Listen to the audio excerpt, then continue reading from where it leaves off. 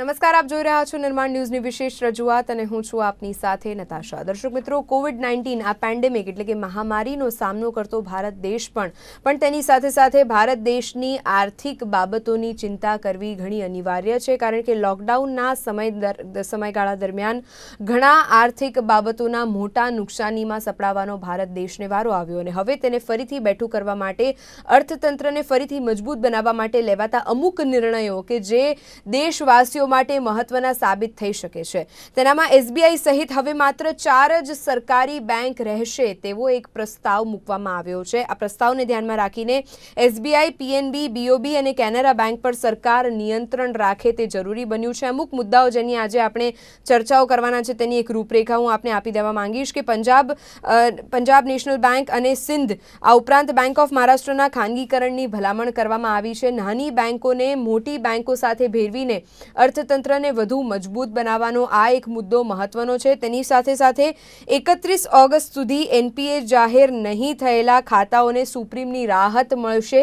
આ ઉપરાંત સૌથી મહત્વનો મુદ્દો જે 31 ઓગસ્ટ સુધીનો મોરેટોરિયમ પીરિયડ ઈએમઆઈ ભરવા માટે આપવામાં આવ્યો હતો, હવે તેને પણ 15 સપ્ટેમ્બર સુધી લંબાવવાની એક પ્રસ્તાવના મૂકવામાં આવી છે।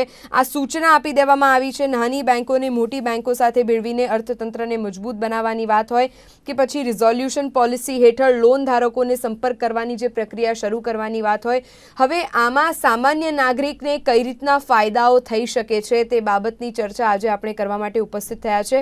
આપણી સાથે જે પેનલ ઉપર વ્યક્તિઓ જોડાયા છે તેઓ પાસેથી આપણે આ બાબતની વિસ્તૃત ચર્ચા તરફ આગળ વધીશું અને તેમની પાસેથી તમામ માહિતીઓ જાણવાનો પ્રયાસ કરીશું કે આખરે સામાન્ય માણસને કેન્દ્ર અથવા તો સુપ્રીમ કોર્ટમાં લેવાતા નિર્ણયોથી કઈ રીતના ફાયદાઓ થઈ શકે છે। આ ચર્ચા કરવા માટે આપણી સાથે આજે પેનલ ઉપર ઉપસ્થિત થયા છે ફાઇનાન્સ એક્સપર્ટ એવા હર્ષલ ત્રિવેદી, પૂર્વ યુનિયન પ્રમુખ ગુણવંતભાઈ પટેલ અને જનરલ સેક્રેટરી ઓફ એમ્પ્લોય યુનિયનના જનક રાવલ। આપ ત્રણેયનું સ્વાગત। સૌથી પ્રથમ મારો સવાલ ફાઇનાન્સ એક્સપર્ટ હર્ષલ ત્રિવેદી આપને રહેશે કે જે મહત્વના નિર્ણયો લેવામાં આવી રહ્યા છે તેનાથી સામાન્ય માણસને કઈ રીતનો ફાયદો થઈ શકે કે જે આજે આપણે ચર્ચા કરવા માટે ઉપસ્થિત થયા છે। બેંકોનું મર્જર અર્થતંત્રને મજબૂત બનાવી શકે છે કે કેમ? ધનીબેન, એકવાર ફરી રિપીટ કરશો કે તમારો અવાજ મને ક્લિયર આવતો નથી।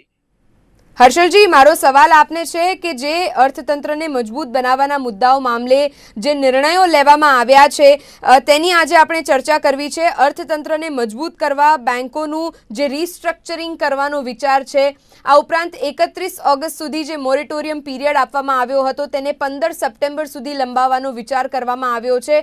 આ તમામ મુદ્દાઓને આપ કઈ રીતે જોઈ રહ્યા છો? અત્યારે આપણે જાણીએ છીએ કે જ્યારથી લોકડાઉન થયું છે, જ્યારથી લોકડાઉન ઘોષિત થયું છે લગભગ 21-23 માર્ચથી, અને બધા જ બિઝનેસ બંધ હતા અને બધા બિઝનેસ પછી રૂટીન ચાલુ થયા છે। આપણે જાણીએ તો ઓગસ્ટ મહિનાથી બધા બિઝનેસ ચાલુ થયા છે। હવે 31મી ઓગસ્ટ સુધી જે લોકોએ લોન લીધી હતી એ બધાને અત્યારે મોનિટરિંગ પીરિયડ આપવામાં આવ્યો હતો અને સપ્ટેમ્બર મહિનાથી જે લોકોને ભરવાપાત્ર ઈએમઆઈ હોય કે ભરવાપાત્ર વ્યાજ હોય એ લોકોને ભરવાનું થતું હતું। હવે છેલ્લા 5 મહિનામાં કે છેલ્લા મહિનામાં લોકડાઉન ખુલ્યા પછી પણ લોકોનો એટલો બિઝનેસ નથી થયો કે જે લોકો એનું ઈએમઆઈ પે કરી શકે અથવા તો એનું વ્યાજ ભરી શકે।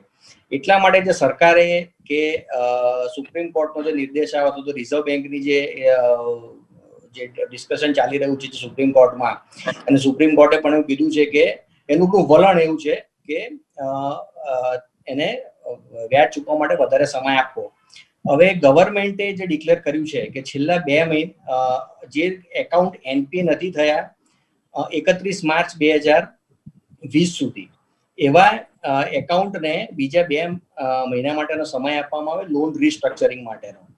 બેઝિકલી લોન રિસ્ટ્રક્ચરિંગ કરવાથી કસ્ટમરને, જે લોન ધારકો છે, જે લોકો લોનના ઈએમઆઈ ભરી રહ્યા છે બેંકોમાં, એ લોકોને 2 મહિનાની રાહત મળશે। બીજું કે એ લોકોની માનો કે 2 વર્ષની લોનની આઉટસ્ટેન્ડિંગ હોય અથવા તો 5 વર્ષની લોનની આઉટસ્ટેન્ડિંગ હોય અને જે એમને હપ્તો ભરવાનો આવતો હોય એમાં વધારે 2 વર્ષ સુધી એનું એક્સટેન્શન કરવામાં આવશે। એટલે મંથલી લાયબિલિટી એ ઘટશે। એટલે મંથલી લાયબિલિટી ઘટવાથી જે 2 મહિનાની લોન ટેનર વધી જાય એટલે મંથલી લાયબિલિટી ઘટે એટલે જે ધારકો ખરેખર લોન હપ્તો ભરવા માંગે છે તેને રાહત મળશે।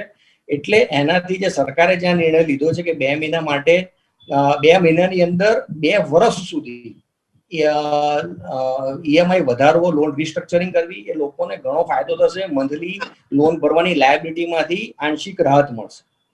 બિલકુલ, અને આ આંશિક રાહતથી કદાચ પ્રજાની જે કમર લોકડાઉન દરમિયાન તૂટી હતી, કારણ કે ધંધા રોજગાર ઠપ થયા હતા, અને હવે ફરીથી અર્થતંત્ર મામલે જે રીતે નિર્ણયો લેવાઈ રહ્યા છે તેનામાં બેન્કોનું મર્જર એક સૌથી મોટો મુદ્દો સામે આવી રહ્યો છે, જેનો સવાલ મારો આપને રહેશે ગુણવંતજી, કે જ્યારે બેન્કોનું મર્જર કરવાનો વિચાર કરવામાં આવી રહ્યો છે, તેનાથી અર્થતંત્ર કઈ રીતે મજબૂત થઈ શકે છે? શું માનો છો આપ આ મુદ્દાને લઈને?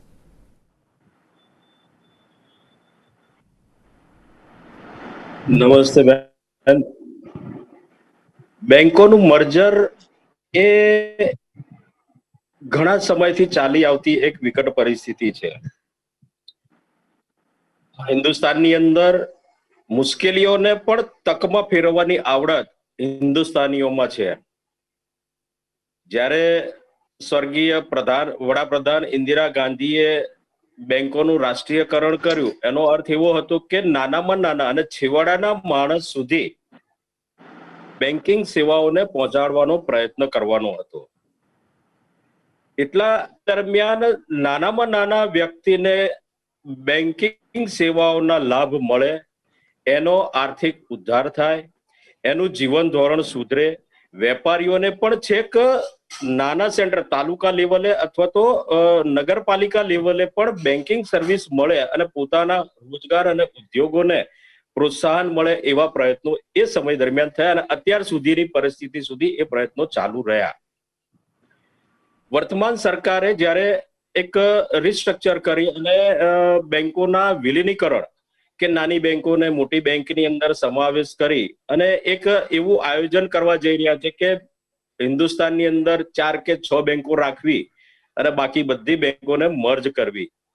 આમ જોવા જઈએ તો એ બેંકો તો છેવાડા સુધી બધાને સર્વિસ મળવાની છે, પણ જ્યાં દરેકની માનસિકતા, દરેકના સિદ્ધાંતો, કામ કરવાની પદ્ધતિ, પોતાના જે સ્ટ્રક્ચર જે છે બેંકોના દરેકના અલગ અલગ છે.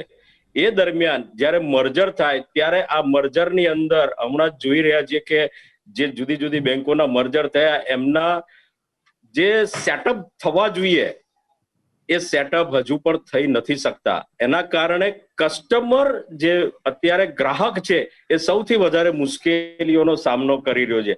આ ઉતાવળે લેવાતા નિર્ણયોના કારણે સૌથી વધુ અસર વેપારી વર્ગને થાય છે, કસ્ટમરને થાય છે.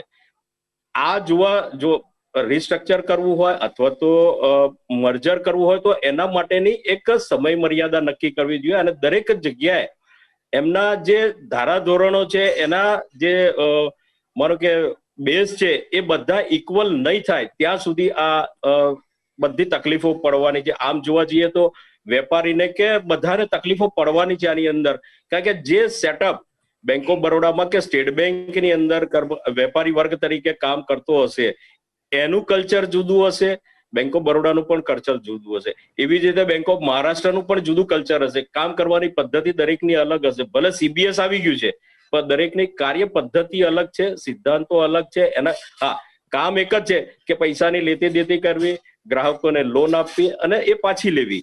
આ પ્રક્રિયા સેમ છે, પણ આ બધું મર્જર કરવાથી મને એવું નથી લાગતું કે એની અંદર કોઈ સિદ્ધાંત બર થાય એમ કરીને.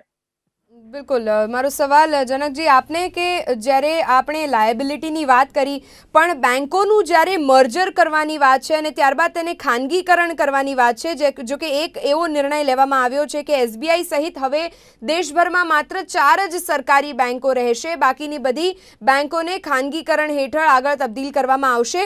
તો ત્યારબાદ જો ગ્રાહકોને કોઈ મુશ્કેલીનો સામનો કરવો પડે તો તેની જવાબદારી કોણ લેશે? જનક,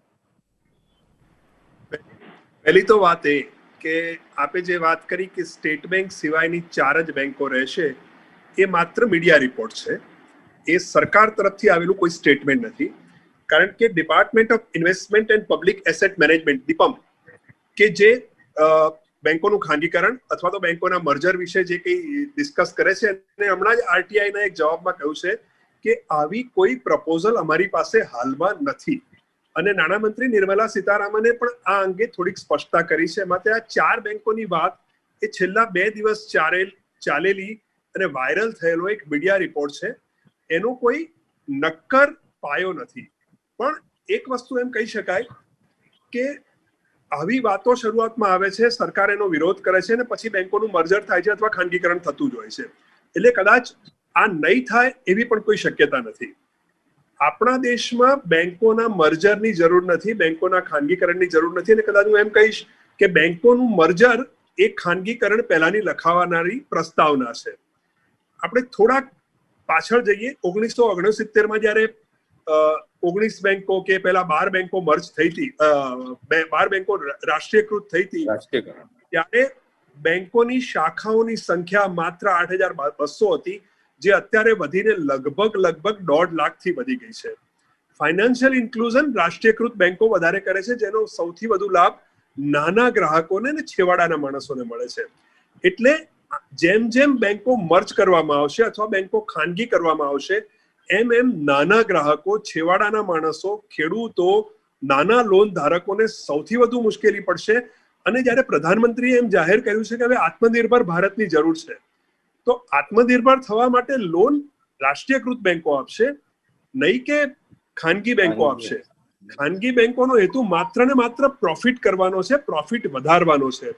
એટલે આ દેશને જો આત્મનિર્ભર બનાવવો હોય, પ્રધાનમંત્રીએ જે આત્મનિર્ભર ભારતની જાહેરાત કરી છે, જો કરવાને એની જો સફળતા જોઈતી હોય તો બેંકોનું રાષ્ટ્રીયકરણ કરવું ખૂબ જરૂર છે. એક નાનું ઉદાહરણ આપી દઉં કે જનધન ખાતા, 0 રૂપીસ સાથે કોઈ પણ વ્યક્તિ બેંકમાં ખાતું ખોલી શકે ને બેંકમાં પ્રવેશી શકે. આ એક સિદ્ધાંત થોડા સમય પહેલા અપનાવવામાં આવ્યો. ત્યારે સૌથી વધુ ખાતાઓ સરકારી બેંકોએ ખોલ્યા હતા, કોઈ ખાનગી બેંકોએ ખોલ્યા નહોતા. ગામડાઓમાં ખેડૂતોને લોનો સરકારી બેંકો આપે છે. આપણા દેશનું મોટા ભાગનું અર્થતંત્ર આજે પણ ખેતી પર આધારિત છે. એટલે દેશનું અર્થતંત્ર સુધારવું હોય, ગ્રાહકોને વધારે સારી સેવા આપવી હોય, ગ્રાહકોને છેવાડાના ગ્રાહક સુધી પહોંચવું હોય. હું માત્ર અર્બન ગ્રાહકની વાત નથી કરતો કે જે બેંકમાં આવીને એમ કહે છે કે મને 15 મિનિટ મોડું થયું કે 20 મિનિટ મોડું થયું, પરંતુ છેવાડાનો ખેડૂત કે જેના ખેતરમાં જઈને એને કૂવાની લોન લીધી છે કે નહીં, એ જો કોઈ ચેકિંગ કરતો હોય તો એ માત્ર ને માત્ર રાષ્ટ્રીયકૃત બેંકનો અધિકારી કે કર્મચારી હોય છે. એટલે દેશના વિકાસ માટે કદાચ બેંકોનું મર્જર નહીં પણ બેંકોનું ડીમર્જર કરીને વધુ બેંકો ખોલી અને ખાનગી બેંકોને પણ રાષ્ટ્રીયકૃત કરીને વધુ શાખાઓ ખોલી અને સેવાઓ આપવાની જરૂર છે. બિલકુલ, આ એક ઘણો મહત્વનો મુદ્દો આપે પ્રજા સમક્ષ મૂક્યો છે, કારણ કે ઘણી વખત જ્યારે આર્થિક અને નાણાકીય બાબતોની ચર્ચા થતી હોય છે, મોટાભાગના લોકોને જે નિર્ણયો સરકાર દ્વારા લેવાતા હોય છે અથવા તો પછી સુપ્રીમ કોર્ટ દ્વારા જે આદેશ આપવામાં આવતા હોય છે, તેનામાં એક ફાળ પાડવાની જરૂર છે અને એક જે વિસ્તૃત તેમને સમજણ આપવાની જરૂર છે. અને તે માટે જ કદાચ આપણે આજે આ કાર્યક્રમ અને આજના વિષય સાથે ઉપસ્થિત થયા છે. હવે વાત આવે છે એ લોકડાઉનના પીરિયડની કે જે દરમિયાનમાં લોકોના ધંધા રોજગાર ઠપ થયા, પણ તેને ફરીથી બેઠા કરવા માટેના અત્યારે જે નિર્ણયો લેવાઈ રહ્યા છે, હર્ષલજી, સવાલ એ થાય છે કે મોરેટોરિયમ પીરિયડ કદાચ લંબાવવામાં આવશે, તે બાબતની પ્રસ્તાવના મૂકવામાં આવી છે, પણ લોકોને જે સાચી જરૂર છે કે જે સહાય તેઓએ બેંકો પાસેથી લીધી હતી, જે 3 મહિનાનો આશરે સમયગાળો હતો જ્યારે ધંધા રોજગાર બિલકુલ નહોતા, તો તે બાબતે અન્ય કઈ સુવિધાઓ અત્યારે સરકાર આપી શકે દેશવાસીઓને અથવા તો બેંકો આપી શકે દેશવાસીઓને? આમાં એવું છે કે મોનિટરિંગ પીરિયડ જે એક્સટેન્ડ કરવાનો કે વધારવાની અત્યારે કોઈ ચર્ચા નથી. એ લોકોને લોનનું રિસ્ટ્રક્ચરિંગ કરવાની લગભગ ચર્ચા ચાલી રહી છે. એટલે લોનનું રિસ્ટ્રક્ચરિંગ એટલે લોકોને જે 5 મહિના સુધી વ્યાજમાંથી રાહત આપવામાં આવી હતી અથવા તો હપ્તા ભરવામાંથી જે રાહત આપવામાં આવી હતી કે જ્યારે લોકડાઉન હતો ને લોકોએ બિઝનેસ નહોતો કર્યો. હવે 1 સપ્ટેમ્બરથી જે તે જેની લોન ચાલતી હોય એ લોનો ભરવાની ને જે એનપી એકાઉન્ટ નથી, જે લોકોએ માર્ચ મહિના સુધી રેગ્યુલર હપ્તા ભર્યા છે અને પછી ભલે લોકોએ મોનિટરિયમ માં લીધું છે લોકડાઉનના સમયમાં, તો એ લોકોને લોનની રિસ્ટ્રક્ચરિંગ કરવાનું. લોનનું રિસ્ટ્રક્ચરિંગ કરવાથી એ લોકોની મંથલી લાયબિલિટી છે, મંથલી બેંકમાં ભરવાના હપ્તાના પૈસા છે, એ લોનનો ટેનર 2 વર્ષ સુધી જો લંબાઈ જાય તો એનાથી એમને લોનનો ઈએમઆઈ ઘટી જાય, લોનનું વ્યાજ ઘટી જાય. એટલા માટે એનો બેનિફિટ મળે. એટલે ગવર્મેન્ટ એવું કહી રહી છે, ઇવન માનનીય સુપ્રીમ કોર્ટમાં પણ વલણ એવું હતું રિઝર્વ બેંકના કાઉન્સિલરનું કે મોનિટેરિયમનું જે વ્યાજ છે વ્યાજ તો વસૂલ કરવામાં આવે, પણ એને રીશિડ્યુલમેન્ટ કરીને ગ્રાહકને એટલી રાહત આપવામાં આવે કે થોડો સમય વધી જતા એને મંથલી લાયબિલિટી ઘટી જાય.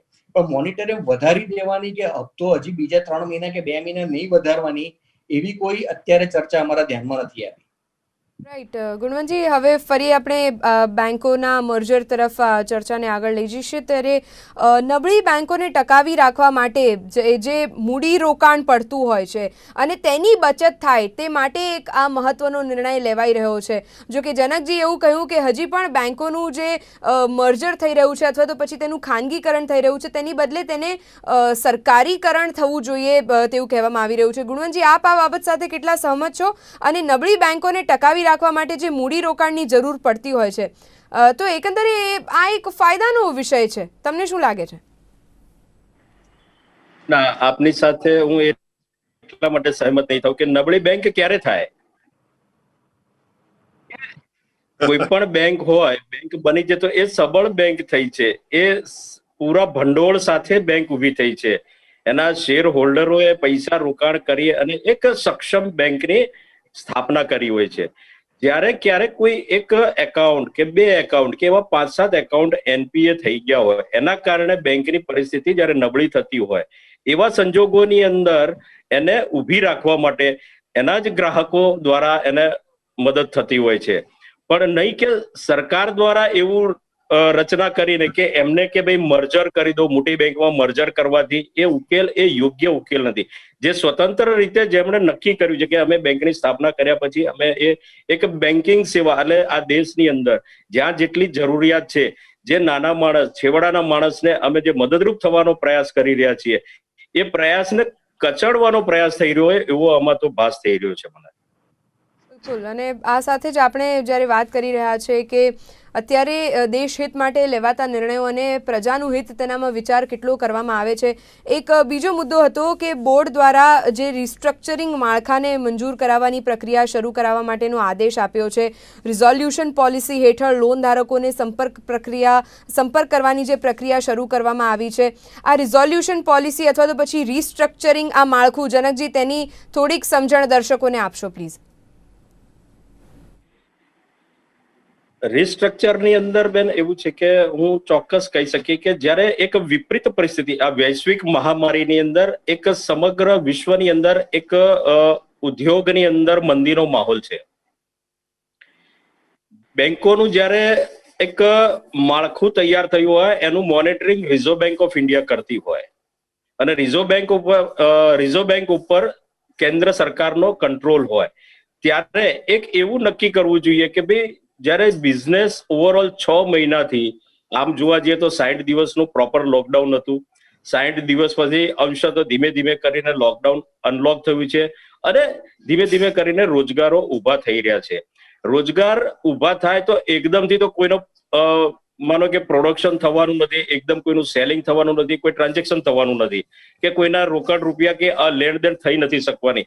આ સમય દરમિયાન ગવર્મેન્ટ અને રિઝર્વ બેંકે એક પોલિસી બનાવીને દરેક લોન ધારકો અથવા તો વેપારી વર્ગને 3 મહિનાને બદલે 6 મહિનાનો મોરેટોરિયમ પીરિયડ આપી અને એમને સક્ષમ કરવા જોઈએ કે જેથી કરીને એમને પણ કર્મચારીઓ જે હશે, જે પ્રોડક્શન એમનું ધ્યાન રાખતા હશે, એમને પણ આર્થિક રીતે ટેકો આપી અને ઊભા રાખવાનો પ્રયાસ કરી અને એક ગતિશીલ બિઝનેસને આગળ વધારવા માટે જે સ્થગિત થઈ ગયો હતો એને ધીમે ધીમે કરીને ધક્કો મારી અને ગતિશીલ કરવાનો પ્રયાસ કરવો જોઈએ, એવું મારું માનવું છે.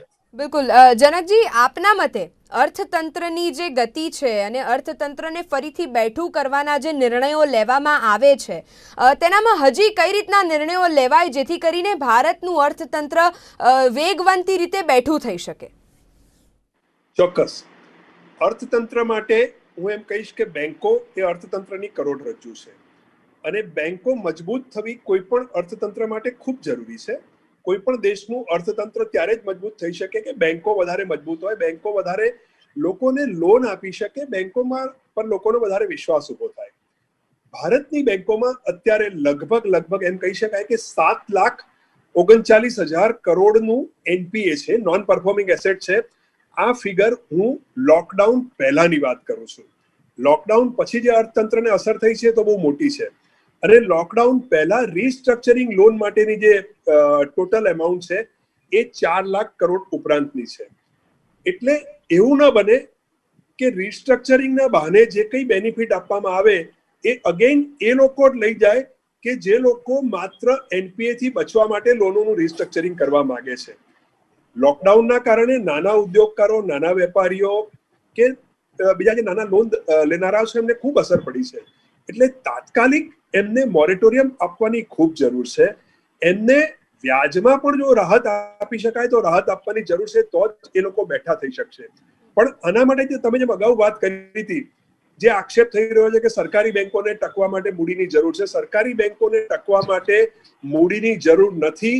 જો સરકાર તરફથી વધારે કડક કાયદા બનાવવામાં આવે અને આ 8 લાખ કરોડ રૂપિયા જો કડક રીતે વસૂલ કરવામાં આવે, હું એની માંડવાળની વાત નથી કરતો કે આઈબીસી જે એક્ટ છે એના હેઠળ પણ સમાધાન કરવાની વાત નથી કરતો. જો આ 8 લાખ રૂપિયા વસૂલ કરવામાં આવે અને એમાંથી 1,49,000 કરોડ રૂપિયા વિલફુલ ડિફોલ્ટર્સના છે, આ વસૂલ કરીને જો બેંકોમાં પાછા લેવામાં આવે તો બેંકો સદ્ધર થશે, અર્થતંત્ર સદ્ધર થશે અને નાના માણસો કે જે લોકોને આ લોકડાઉનમાં મોરેટોરિયમની જરૂર છે, રીસ્ટ્રક્ચરિંગની જરૂર છે, વ્યાજમાં રાહતની પણ જરૂર છે, હું ત્યાં સુધી જઈને કહીશ એ બેંકો આપવા માટે સક્ષમ થઈ શકશે અને એના કારણે અર્થતંત્ર કદાચ બેઠું થશે. અને વ્યાજમાં ઘટાડો અથવા તો પછી વ્યાજદરમાં તેમને કોઈ રાહત આપવાની વાત જે અત્યારે પ્રજા ઈચ્છી રહી છે, જો કે આત્મનિર્ભર ભારતનું જે પેકેજ જાહેર જે તે વખતે કરવામાં આવી રહ્યું હતું ને તે વખતે પણ લોકોની આશા મોટાભાગની તે જ રીતની હતી કે કદાચ તેમને વ્યાજદરમાં ઘટાડો થાય, તેઓને જે ઈએમઆઈઝ ભરવાના છે તેનામાં તેમને એક મોટી રાહત મળે, પણ તેવું બન્યું નથી. તો તે બાબતે હવે સરકાર વિચાર કઈ રીતે કરી શકે હર્ષલજી? કારણ કે ફાઇનાન્શિયલી અત્યારે લોકોની કમર ખાસી તૂટી છે. આપણે એવું માનીએ કે 5 મહિનાનો સરકારે મોનિટરિયમ પીરિયડ આપ્યો રિઝર્વ બેંક ઓફ ઇન્ડિયાએ. પહેલા 3 મહિનાનો આપ્યો, પછી બીજા એના 2 મહિના એક્સટેન્ડ કર્યો, ટોટલ 5 મહિનાનો મળ્યો. હવે 5 મહિના સુધી જે પણ બેંકોની અંદર જે લોકોની પણ થાપણો પડી છે, જે લોકોની એફડી પડી છે, એ લોકોને એફડીના વ્યાજ તો બેંકોએ આપ્યા છે. જે લોકોનું સેવિંગ એકાઉન્ટ છે, સેવિંગ એકાઉન્ટ ઉપર પણ જે પણ મુદ્દલ પડી છે એની પર પણ વ્યાજ આપ્યું છે. તો બેંકોએ 5 મહિના સુધી વ્યાજ આપ્યું, બેંકો જે એફડી પર વ્યાજ આપ્યું, બેંકોએ 5 મહિના સુધી લોકોનો સેલરી કર્યો, પોતાનો જે સ્ટાફ હતો એ લોકોનો સેલરી કર્યો. હવે જો કદાચ મોનિટરિયમ આપણે ઈચ્છીએ કે લોકોના લાભ માટે મોનિટરિયમ પીરિયડ હજી બીજો એક્સટેન્ડ કરીએ તો આ બેંકો ટકશે કઈ રીતના? બેંકો પાસે પૈસા કઈ રીતના આવશે? બેંકોનો તો રોજે રોજનો ખર્ચો છે, પણ બેંકની છેલ્લા 5 મહિનાથી કોઈ ઇન્કમ જ નથી થઈ. તો હા, એ લોન રીસ્ટ્રક્ચરિંગ કરવાથી કે 2 વર્ષની લોન 4 વર્ષ કરવાથી કે 5 વર્ષની લોન 7 વર્ષ કરવાથી લોકોને લાભ થશે અને બેંકોને પણ નુકસાન નહીં જાય. પણ મોનિટરિંગ પીરિયડ એક્સટેન્ડ કરી દઈએ લોકોને લાભ માટે, ધંધાવાળા પણ 5 મહિનાથી ઈએમઆઈ નથી ભર્યો, હું પણ માનું છું કે 5 મહિનાથી બિઝનેસ નથી થયો, લોકોને તકલીફ પડી રહી છે, એટલા માટે જ લોન રીસ્ટ્રક્ચરિંગનું રિઝર્વ બેંક ઓફ ઇન્ડિયાએ એક સજેશન આપ્યું છે કે લોન રીસ્ટ્રક્ચરિંગ કરો, મંથલી લાયબિલિટી ઘટાડી દો. પણ જો પૈસા જ નહીં આવે બેંકમાં, લોકો હપ્તો જ નહીં ભરે, મોનિટરિંગ પીરિયડ એક્સટેન્ડ જ થયા કરશે, તો પછી બેંકો કઈ રીતના હશે? બેંકો બધી નાની નાની જે બેંકો છે, જે માર્જિન બેંકો છે, ઇવન સરકારી બેંકો છે, જે પણ ઘણી બધી બેંકો પ્રોફિટ મેકિંગ બેંક નથી, એ બેંકો માટે સરકારે પૈસા નાખવા પડશે, સરકારે નવી કેપિટલ એડ કરવી પડશે. જે પ્રાઇવેટ બેંકો છે કે જેને કોઈ સરકારી સહાય નથી મળતી, જે એનબીએફસી છે કે જેને કોઈ સરકારી સહાય નથી મળતી, અને એને પણ 5 મહિના સુધી લોકોના ઈએમઆઈ નથી ભર્યા, અને એનબીએફસી કોઈ ચલાવી હોય કે બેંક ચલાવી હોય તો એના માટે એ બેંકો કે એનબીએફસી પણ વ્યાજે પૈસા લે છે ઇન્વેસ્ટર પાસેથી. એ ઇન્વેસ્ટરના પૈસા તો એ લોકો 5 મહિના આપ્યા જ છે. તો ક્યાં સુધી એ બધી એનબીએફસી અને બેંકો ટકશે સરકાર જો મોનિટરિંગ પીરિયડ એક્સટેન્ડ કરવામાં આવશે તો? એટલે અર્થતંત્ર રીતે, ઇકોનોમિક સિચ્યુએશનની રીતે જો આપણે સામાન્ય છે કે કોઈ નાની બેંક પણ જો દેવાળું થાય અને બેંક બંધ થઈ જાય તો કેટલો મોટો હોવાપો થઈ જાય છે. પણ જો આવી સ્થિતિ કન્ટિન્યુ રહે તો કેટલી બધી બેંકોને આર્થિક સ્થિતિની તંગી થઈ જશે. એટલે રીસ્ટ્રક્ચરિંગની પોલિસી જે સારી છે, પણ મારા મત મુજબ મોનિટરિંગ પીરિયડ હવે એક્સટેન્ડ થઈ શકે એમ નથી. રાઈટ.